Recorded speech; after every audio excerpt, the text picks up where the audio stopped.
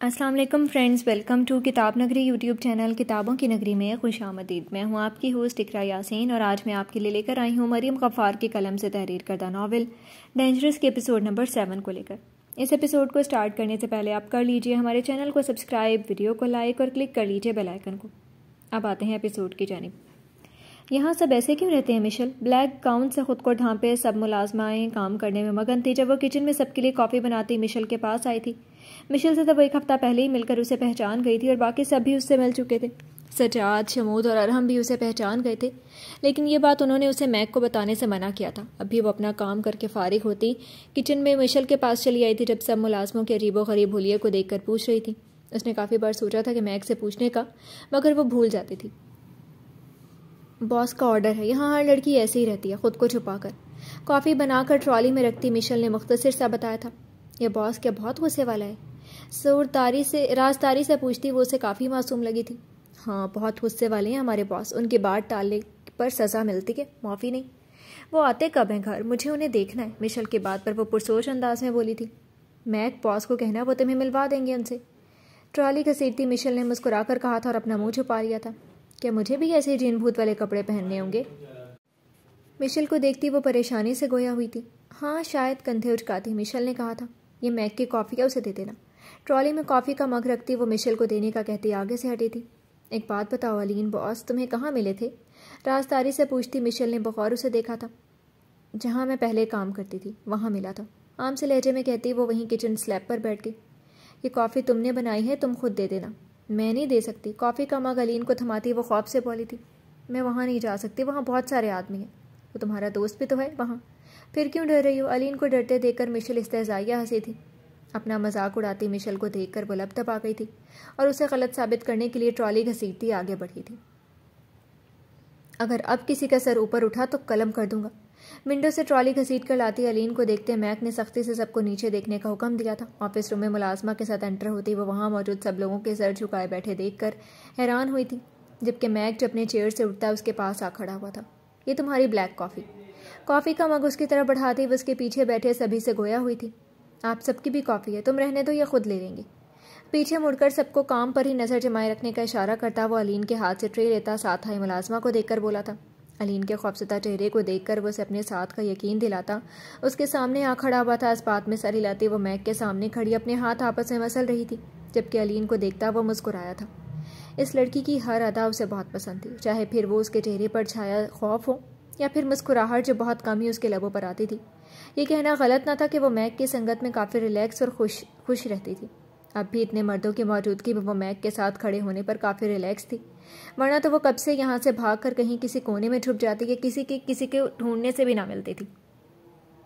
Coffee किसने बनाई है? भरपूर नज़र उसके खूबसूरत सरापे पर डालता वो आहिस्तगी से गोया हुआ था। पिंक कलर की शर्ट, वाइट पैंट, बालों को पोनीटेल में मुकीद किए बगैर मेकअप की भी बेहद हसीन लग रही थी। ये कपड़े भी उसे मैक ने ही लाकर दिए थे और उसे जूलिया के कपड़े पहनने से सख्ती से मना किया था। मैंने दो हरफी जवाब देती वो जाने के लिए मुड़ी थी। Aleen, thank you. कलाई पकड़ता वो नहायत आहिस्तगी से कहता हुआ मग सामने करता मुस्कुराया था। थैंक यू तो मुझे कहना था, तुम क्यों कह रहे हो? तुमने मुझे तहफ़्फ़ुज़ फराहम किया मैक, शुक्रिया। मैक के हाथ पर हाथ रखकर कहती वो मशकूर नज़रों से देखने लगी थी। तुम्हारे लिए कुछ भी कर सकता हूँ। आंखों में आंखें डालता वो उसे देखकर मुस्कुराया था। फिर तुम बॉस से बात करो, मुझे ये वाला काम नहीं करना। मैं सफाई कर लिया करूँगी पूरी बिल्डिंग की अकेली, किसी की हेल्प भी नहीं लूँगी। मैक की बात पर वो किचन में काम करने से मना करती उसे दूसरे काम पूरे करने की यकीन दहानी करवा रही थी।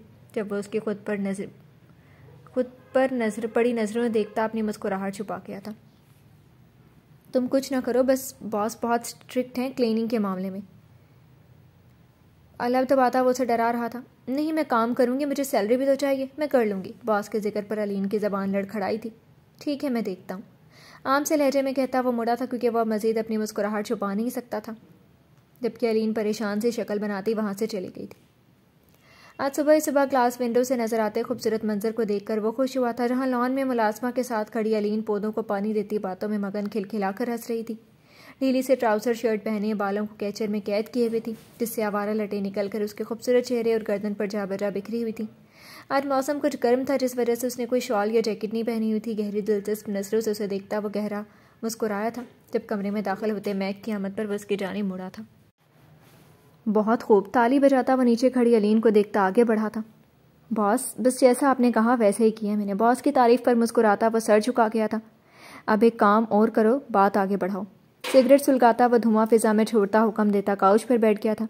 जैसे आप कहें बॉस, फरमा बरदारी से सर झुकाकर कहता। मैक मुस्कुराया था। शाबाश मैक, मैं तुमसे बहुत खुश हूँ। इस काम के बाद तुम कुछ दिन के लिए छुट्टी पर जा सकते हो। मुल्क से बाहर मैं हूँ यहाँ। टांग पर टांग रखकर बैठा वो ऐश ट्रे में सिगरेट मसलता उसे हुक्म सुना गया था। अचानक से छुट्टी का सुनकर वह हैरान परेशान सा बॉस को देखने लगा था, जो क्लास विंडो से बाहर देखता मुस्कुरा रहा था। पर बॉस, मुल्क से बाहर क्यों? हिम्मत करता वो आखिर पूछ गया था। जितना कहा है उतना करो बस। काम हो जाने पर चले जाना यहाँ कहीं दूर, बहुत दूर, कुछ दिनों के लिए। सर्द लहजे में कहता वो उसे गुस्से से देखने लगा था। बॉस के गुस्से से डरते मैक ने अस्पात में सर हिलाया था और वो वहाँ से 9-2-11 हो गया था। अलीन, अलीन, अलीन। क्लास विंडो पर टिक टिक करता वो सामने खड़ी उस बेखबर हसीना को देखता, बार बार उसका नाम लेता, मसरूर कुन मुस्कुराया था। ये बॉस कब आता है? मैंने अभी तक देखा नहीं इसे आते जाते हुए। मैक के साथ बैठी वो पाँव हिलाते पूछ रही थी। जब एक नज़र अलीन को देखता वो सोच में पड़ा था। रात में जब सब सो जाते, कुछ सोच कर कहता वो अलीन को देखने लगा था। ये बॉस दिखने में कैसे हैं? उसे जवाब देते वो एक और सवाल कर गई थी। तुम इतना क्यों पूछ रही हो इनके बारे में? तशवीश से उसे देखता वो सवाल पर सवाल कर गया था। ऐसे ही पूछ रही हूँ। मैक के सवाल पर कंधे उचकाती बोली थी। बहुत हैंडसम है। अलीन की खूबसूरत आंखों में देखता वो मुस्कुराया था। तुमसे ज़्यादा हैंडसम है? नहीं, हाँ, पर उन पर बहुत सी लड़कियाँ मरती हैं। उनके एक इशारे पर लड़कियाँ दौड़ी चली आती हैं उनके पास। हैरानगी से कहती अलीन के सवाल पर वो आसमान पर चमकते सितारों को देखता बोल रहा था। हाँ, इशारा तो तुम भी करोगे तभी आ जाएं। इसका मतलब ये थोड़ी है कि हैंडसम के पास आएंगी। यहाँ की तो लड़कियाँ ही ऐसी हैं। मैक की बात पर मुंह पर हाथ रखती हंसी थी। बेयकीनी से अलीन की खनकती हुई हंसी देखता वो खो गया था। बस यकतक उस हसीन गुड़िया को देखने में वो इतना मगन था कि उसे इर्द गिर्द का होश ही नहीं रहा था। मैक, मैक, क्या हुआ? काफ़ी देर से उसे पुकारती वो उसका कंधा पकड़ते झंझोड़ गई थी। कुछ नहीं, तुम हल्के में ले रही क्यों बॉस को? देखो, तुमने कहा कि उनके इशारे करने पर लड़कियां जाती हैं। इससे वो हैंडसम नहीं, छिछोरे हुए। आंखें छोटी करता वो उसे घूर कर देखता बोला था, जब वो उसकी बात बीच में ही उचक गई थी। क्या? अच्छा ये छोड़ो, मुझे ये बताओ, अगर कभी वो मेरे सामने आए तो मैं उन्हें कैसे पहचानूंगी कि वही बॉस है? मैक को ताज्जुब से देखते पाकर वो सवाल कर गई थी। बिल्कुल मेरे जैसे। क्या मतलब? हैंडसम में बहुत। जब तुम उन्हें देखोगी तो पहचान जाओगी। उनकी शख्सियत इतनी पुरस्कार है, तुम खो जाओगी उन्हें देखकर। इर्द गिर्द का सब भूल जाओ कि पलक झपकाए बगैर उन्हें देखती रहोगी। बस मैक, ये ज़्यादा हो रहा है। अलीन की आंखों में आंखें डालकर कहता वो उसे डराने की कोशिश कर रहा था। जब वो हाथ उठाकर कहती उसे चुप करा गई थी। मुझे पता चला बॉस बहुत जल्लाद हैं, जालिम हैं। उनके सामने कोई गलती कर दे तो वो माफ़ नहीं करते। उनके गुस्से से पूरी बिल्डिंग लरज़ उठती है। क्या ये सब सच है? अगर है तो मैं उनसे कभी मिलना नहीं चाहती, ना कभी उनके सामने आना चाहती। मैक की बातों पर बेयकीनी से उसे देखती वो मुलाजमीन की ज़बानी सुनी और बॉस के नाम पर खौफ से लरसते सभी मुलाजमीन का सोचती वो कानों को हाथ लगाती बोली थी। नहीं, ऐसा भी नहीं है। वो बहुत दिल वाले। तुम एक बार उनसे मिलोगी तो तुम्हें वो बहुत पसंद आएंगे। खुद पर जब्त करता वो मुठ्ठियाँ बंद किए उसे सुनता वो ज़बरदस्ती की मुस्कुराहट लबों पर सजाए बोला था। नामुमकिन। अगर ऐसा हुआ तो? कभी भी नहीं। सोच लो, अगर ऐसा हुआ तो तुम मुझे भूल जाना। जब वक्त आएगा तब देखेंगे। और मैं तुम्हें कभी भूल नहीं सकती मैक। तुम मेरे दोस्त हो और दोस्त कभी भूले नहीं जाते। और रही बात बॉस की, तो मेरी दुआ है वो कभी मेरे सामने ना आए। मैक की बात पर वह हैरानगी से उसे देखते खफकी से बोली थी, जब वो लब भींचते उसे देख रहा था। मुझे नींद आ रही है, फ्लैट तक छोड़ दो। मैक को खामोशी से मुसलसल खुद को देखते पाकर वो मासूमियत से मुंह पर हाथ रखती जमाई रोकती बोली थी। चले मैडम। अलीन की नींद से सुर्ख होती आंखें देखकर सरखम करता वो खड़ा हुआ था। मैक के साथ चलती वो अपनी दिन भर की सारी बातें उसे बता रही थी और मैक उसे ऐसे सुन रहा था जैसे उसे सुनना दुनिया का अहम तरीन काम था। Wow beautiful. रूम में एंटर होता वह गहरी नज़र सामने खड़ी अप्सरा पर डालता शॉक्ड हुआ था। आज बॉस की बर्थडे और एक बहुत इंपॉर्टेंट मीटिंग थी, जिसकी तकरीब आज बहुत बड़े रिजॉर्ट में मुनक्किद की गई थी। आज उस तकरीब में ले जाने के लिए मैक ने उसे मीटिंग का कहकर तैयार करवाया था, जबकि इरादा उसे रिजॉर्ट ले जाने का था जहाँ बर्थडे पार्टी मुनक्किद की गई थी।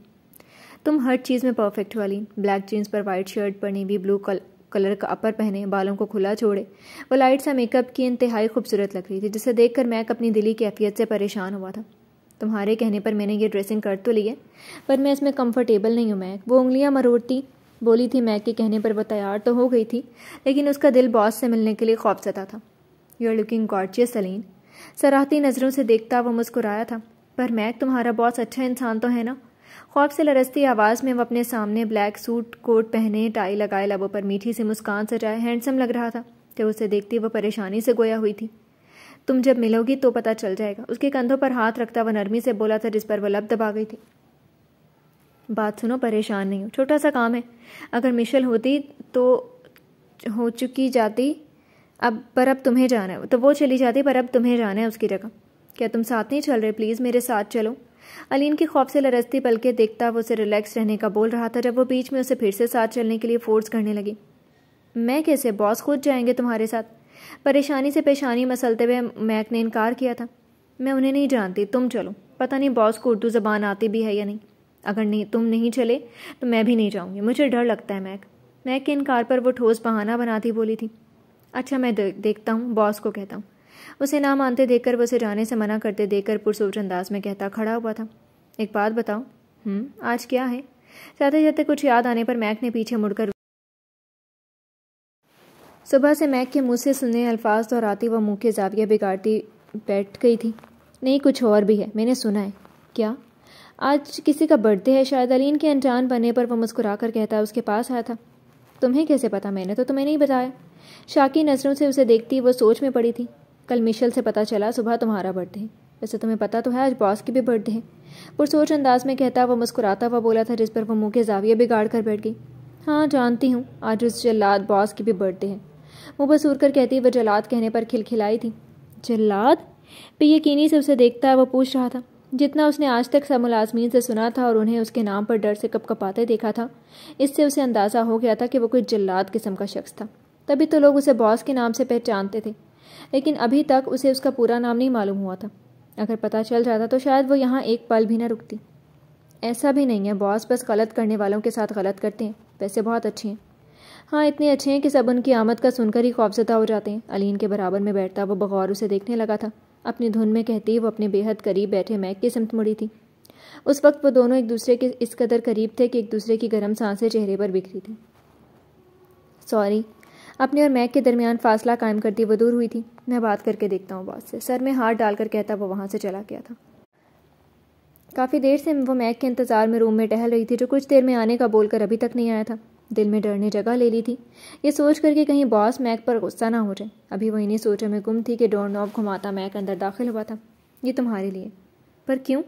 इसमें कुछ और सामान भी है, चेक कर लेना। शॉपिंग बैग्स अलीन की सिमत बढ़ाते हुए मैक ने उसके सवाल को नज़रअंदाज करते हुए कहा था। हैरान कुन नज़रों से उसे देखती वो बैग्स थाम गई थी।